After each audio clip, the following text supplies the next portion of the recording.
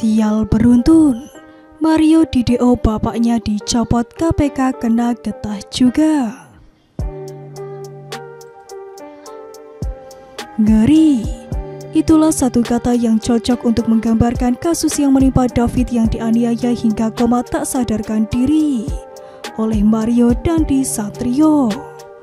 Kalau melihat kronologis cerita di medsos, ada satu perempuan yang diduga menjadi biang keroknya.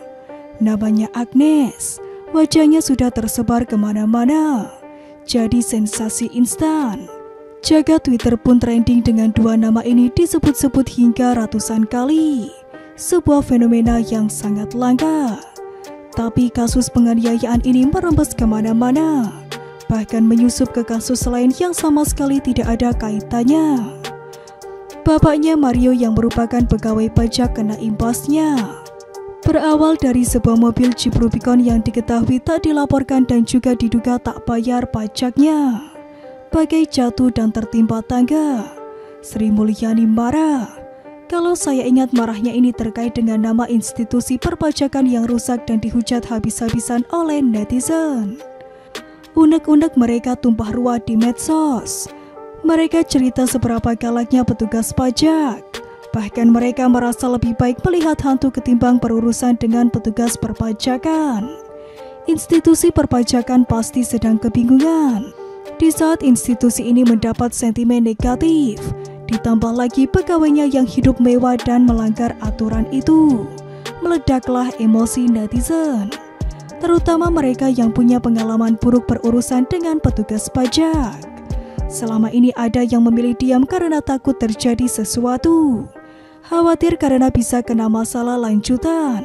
Ketika kasus penganiayaan ini viral, unek-unek mereka tumpah ruah bagaikan tsunami yang bertubi-tubi.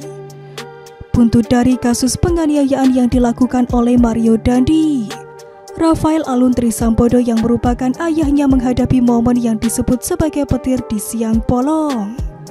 Jabatannya sebagai Kepala Bagian Umum di kantor wilayah di Kanwil DJP Jakarta II resmi dicopot oleh Sri Mulyani.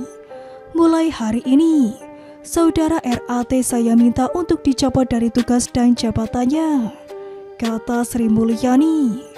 Bukan cuma itu saja, Mario juga mendapatkan berita buruk kedua, yaitu kabar dari universitas tempat dia kuliah, yaitu Universitas Prasetya Mulia.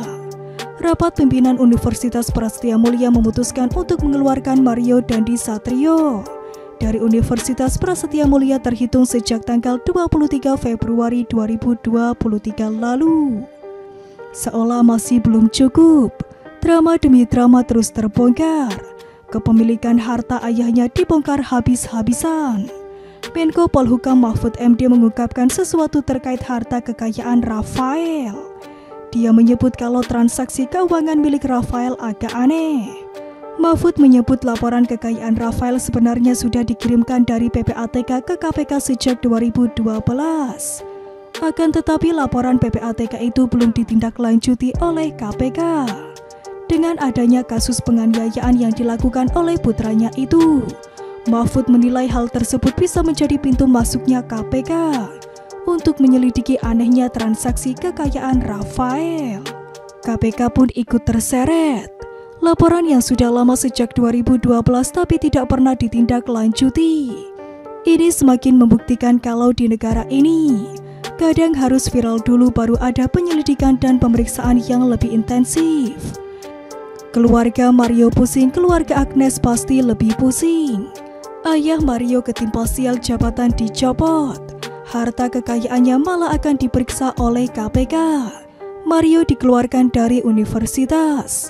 KPK pun kena cibir karena dianggap tidak serius menanggapi laporan dari PPATK. Seandainya kasus penganiayaan ini tidak pernah ada, maka laporan PPATK kini mungkin bakal terkubur selamanya. Institusi pajak pun panik dan tak tahu harus gimana menghadapi amarah dan emosi rakyat. Sri Mulyani pun ikutan pusing. Keluarga korban yang paling kasihan. Satu kasus merembes kemana-mana, bikin satu negara gaduh. Satu jagat Twitter berisikan kasus ini. Skala destruktifnya persis seperti kasus Ferdy Sambo dan Putri Chandrawati. Seketika kasus lain jadi redup dan kalah pamor. Semua mata tertuju pada kasus ini. Untuk Ibu Sri Mulyani, segeralah lakukan pembenahan. Rakyat sudah banyak yang sinis dari dulu. Jangan hanya ajak patuh pajak, tapi masih banyak oknum yang malah melanggar dan beri contoh yang tidak baik. Ini malah jadi blunder ketika bom waktu meledak. Kalau tidak percaya, silakan baca-baca medsos dan rasakan kekesalan netizen. Bagaimana menurut Anda?